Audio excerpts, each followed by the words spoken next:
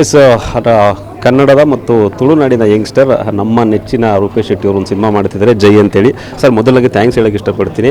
ಕಳೆದ 2 ಸಿನಿಮಾಗಳನ್ನ ತುಳುನಲ್ಲೇ ಮಾಡಿ ತುಳುಲೇ ಹಿಟ್ ಆಗಿತ್ತು. ನಂಗೆ ನೋಡೋಕ್ಕಾಗಿಲ್ಲ, ಅವಾಗ ಬೈಕೊಂಡಿದ್ದೆ ಸರ್ ನಿಮ್ಮನ್ನು, ಸೀರಿಯಸ್ಲಿ ಏನು ಗುರು ಕನ್ನಡದಲ್ಲಿ ಮಾಡಲ್ಲ ಅಂತೇಳಿ.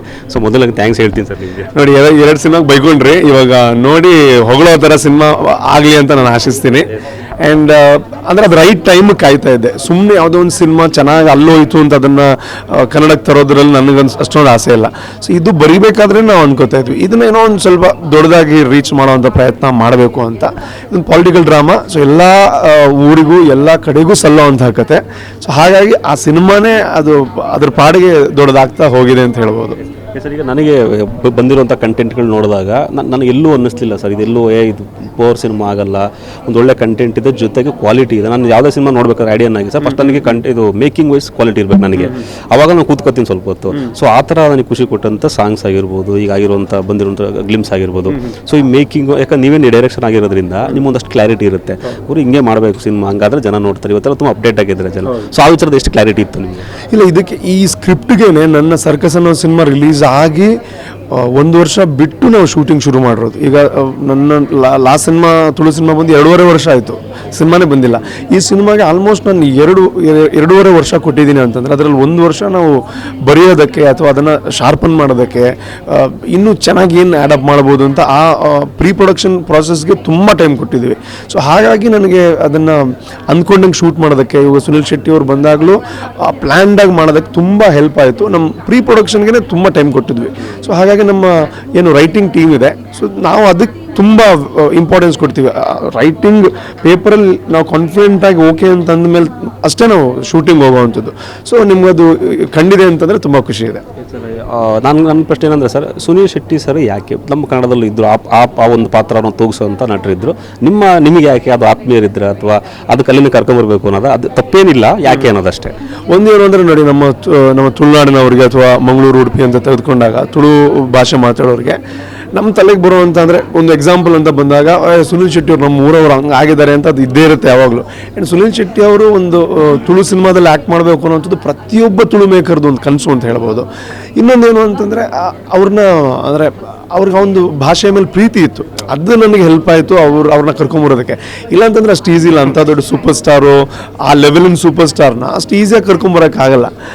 ಸೊ ಟ್ರೈ ನಾನು ತುಂಬ ಅಂದರೆ ಈ ಸಿನಿಮಾಗೆ ನಾನು ಫಸ್ಟ್ ಟ್ರೈ ಮಾಡಿದ್ದೆ ಸುನಿಲ್ ಶೆಟ್ಟಿ ಅವ್ರನ್ನ, ಬಟ್ ಅದು ಪಾಸಿಟಿವ್ ಆಯಿತು, ಅವ್ರ ಕಥೆ ಇಷ್ಟ ಆಯಿತು. ಸೊ ಹಾಗಾಗಿ ಅಂದ್ಕೊಂಡಂಗೆ ಎಲ್ಲ ಆಯಿತು ಅಂತ ಹೇಳ್ಬೋದು. ನಮಗೆ ಇಲ್ಲೊಂದು ಕಡೆ ಮಾಹಿತಿ, ಏನು ಪೇಮೆಂಟ್ ತೊಗೊಳ್ಳದೆ ಅವ್ರು ಆ್ಯಕ್ಟ್ ಮಾಡಿದ್ದು ಅಂತ. ಸೊ ನೀವಾಗಲೇ ಹೇಳಿದ್ರಿ ಭಾಷೆ ಮೇಲೆ ಪ್ರೀತಿ ಇಲ್ಲ ಅಂದರೆ ಅವೆಲ್ಲ ಸಾಧ್ಯ ಆಗಲ್ಲ ಅಂತ. ನಿಜಕ್ಕೂ ಅವರು ಬೇಕಾದ್ರೆ ಡಿಪೆಂಡ್ ಮಾಡ್ಬೋದಿತ್ತು, ಅಥವಾ ನೀವು ಟ್ರೈ ಮಾಡಿರ್ತೀರಿ ಕೊಡೋದಕ್ಕೆ, ಬಟ್ ಅವ್ರು ಮುಟ್ಟಿಲ್ಲ, ನಿಜಕ್ಕೂ ಖುಷಿ ವಿಚಾರ. ಅದ್ರ ಬಗ್ಗೆ ಹೌದು, ಅಲ್ಲ ನನಗೆ ಭಯ ಇದ್ದಿದ್ದೆ. ಅವ್ರು ಓಕೆ ಅಂದರೂ ಹೌದು, ಬಟ್ ಅವ್ರ ಪೇಮೆಂಟ್ ವಿಷಯ ಚರ್ಚೆನೇ ಆಗಿರಲಿಲ್ಲ. ನನಗೆ ಅದೇ ಕಾಡ್ತಾ ಇತ್ತು, ಅಯ್ಯೋ ಯಾವತ್ತೋ ಒಂದಿನ ಪೇಮೆಂಟ್ ವಿಷಯ ಬಂದಾಗ ಅವ್ರು ದೊಡ್ಡದಾಗಿ ಏನಾದರೂ ಅಂದರೆ ಅವ್ರಿಗೆ ಗೊತ್ತಿದೆ ನಮಗೆ ಅವ್ರು ಎಷ್ಟು ಪೇ ತಗೋತಾರೆ ಅಂತ, ನಮ್ಮಿಂದ ಆಗಲ್ಲ, ಆವಾಗ ಡ್ರಾಪ್ ಆಗುತ್ತೆ. ಅದಕ್ಕೆ ನಾನು ಎಲ್ಲೂ ಹೇಳಿರಲಿಲ್ಲ ಸುನಿಲ್ ಶೆಟ್ಟಿ ಅವ್ರು ಬರ್ತಾರೆ ಅಂತ, ಅವ್ರು ಬರೋ ತನಕ. ಸೊ ಒಂದಿನ ಏನೋ ಒಂದು ಟಾಕ್ ಮಧ್ಯೆ ಅದ್ರ ವಿಷಯ ಬಂದಾಗ ಅವ್ರು ಹೇಳಿದ್ರು, ದುಡ್ಡು ಕೊಟ್ಟು ಸಿನಿಮಾ ಮಾಡಬೇಕು ಅಂತ ಈ ಸಿನಿಮಾನ ಒಪ್ಕೊಂಡಿರೋದಲ್ಲ ನಾನು, ಆ್ಯಂಡ್ ನಿನಗೆ ಕೊಡೋಕ್ಕೂ ಆಗಲ್ಲ ಅಂತ ನನಗೆ ಗೊತ್ತಿದೆ ಅಂದರೆ ಆ ಒಂದು ಅರ್ಥದಲ್ಲಿ.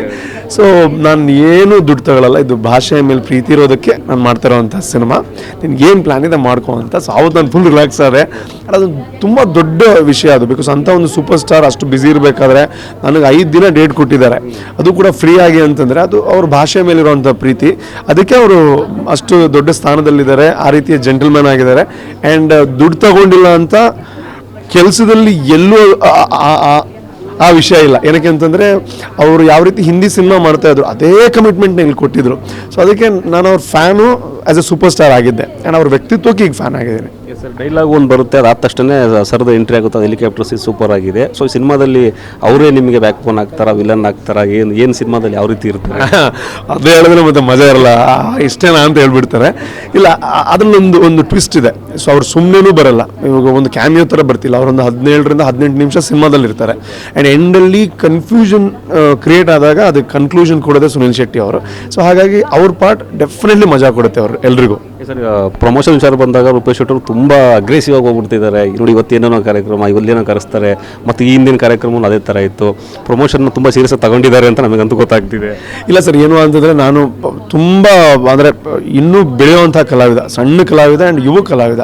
ಸೊ ನಮಗೆ ಅಂದರೆ ನಾವು ಈ ಸಲ ಹಾಕಿರುವಂಥ ಬಜೆಟ್ಗೆ ಆಡಿಯನ್ಸ್ ಬರಬೇಕು ಅಂತಂದರೆ ತುಂಬ ಆಡಿಯನ್ಸ್ ಬರಬೇಕು ಅಂತಂದರೆ ಏನಕ್ಕೆ ಬರಬೇಕು, ಅವ್ರಿಗೆ ರೀಚ್ ಆಗಬೇಕು. ವಾರಕ್ಕೆ 7 ಸಿನಿಮಾ ರಿಲೀಸ್ ಆಗ್ತಾ ಇದೆ.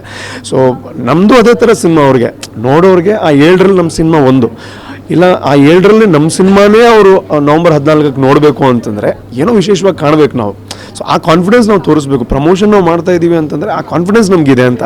ಸೊ ಈ ಸಿನಿಮಾ ನಮಗೆ ಖುಷಿ ಇದೆ, ನಮಗೆ ಕಾನ್ಫಿಡೆನ್ಸ್ ಇದೆ ಅಂತ ನಾವು ಜನರಿಗೆ ತೋರಿಸೋವಂಥದ್ದೇ ಪ್ರಮೋಷನ್ ನನ್ನ ಪ್ರಕಾರ. ಸೊ ಅದು ಬೇಸಿಕ್ ಸರ್. ಅದು ಮಾಡದೇ ಇದ್ದರೆ ಜನ ಏನಕ್ಕೆ ಬರಬೇಕು, ಅವ್ರಿಗೆ ಅಟ್ರಾಕ್ಟ್ ಆಗದೆ ಇದ್ದಾರೆ ಅವ್ರು ಏನಕ್ಕೆ ಬರ್ತಾರೆ ಸಿನಿಮಾಗೆ. ಓಕೆ ಸರ್, ಒಳ್ಳೆಯದಾಗಲಿ. ಸಿನಿಮಾ ಬರ್ತಾ ಇದೆ, ನಿಜಕ್ಕೂ ಖುಷಿ ವಿಚಾರನೇ. ನಿಮ್ಮ ಸಿನಿಮಾ ತುಳು ಜೊತೆ ಕನ್ನಡದಲ್ಲೂ ಬರ್ತಾ ಇರೋದು. ಪ್ರೇಕ್ಷಕರಿಗೆ ಏನು ಹೇಳಕ್ಕೆ ಬಯಸ್ತೀರಿ ಸರ್? ಏನಿಲ್ಲ, ಒಂದು ಜೆನ್ಯೂನ್ ಆಗಿರೋವಂಥ ಒಂದು ಎಫರ್ಟನ್ನು ಹಾಕಿದ್ದೀವಿ. ಒಂದು 2 ವರ್ಷ ಈ ಸಿನಿಮಾದ ಹಿಂದೆ ನಮ್ಮ ಇಡೀ ತಂಡ ವರ್ಕ್ ಮಾಡಿದೆ. ಒಂದು ಸಣ್ಣ ತಂಡ ಒಂದು ದೊಡ್ಡ ಕನಸನ್ನು ಹೊತ್ತು ಈ ಸಿನಿಮಾ ಮಾಡಿದ್ದೀವಿ. ಒಂದು ಒಳ್ಳೆ ಸಿನಿಮಾ, ನೀವು ನೋಡಿ ಖಂಡಿತ ಖುಷಿ ಪಡ್ತೀರಾ. ರಿಕ್ವೆಸ್ಟ್ ಇಷ್ಟೇ, ನವಂಬರ್ 14ಕ್ಕೆ ಬಂದು ನನ್ನಂಥ ಸಣ್ಣ ಕಲಾವಿದನಿಗೆ ಸಪೋರ್ಟ್ ಮಾಡಿ, ಖಂಡಿತ ಖುಷಿ ಆಗುತ್ತೆ ನಿಮಗೆ. Sir, all the best. 2 cinema hit ಆಗಿದೆ, ಸೂಪರ್ ಹಿಟ್ ಆಗಿದೆ. ಇದು ಸೇರಿ ಹ್ಯಾಟ್ರಿಕ್ ಹಿಟ್ ಆಗಲಿ, ನೀವು ಕನ್ನಡದ ಜೂನಿಯರ್ ಹ್ಯಾಟ್ರಿಕ್ ಹೀರೋ ಆಗಲಿ, ಆ ರೀತಿಯಾಗಿ ಒಂದು ಸಕ್ಸಸ್ ನಿಮಗೆ ಸಿಗಲಿ. All the best sir. Thank you. Yes, ಇದು ರೂಪೇಶ್ ಶೆಟ್ಟಿ ಅವರ ಮಾತು. ಕ್ಯಾಮ್ರಾ ಪರ್ಸನ್ ಪಂಪಪ್ಪ ಜೊತೆ ರಮೇಶ್, ಟಿ5 ನ್ಯೂಸ್ ಬೆಂಗಳೂರು.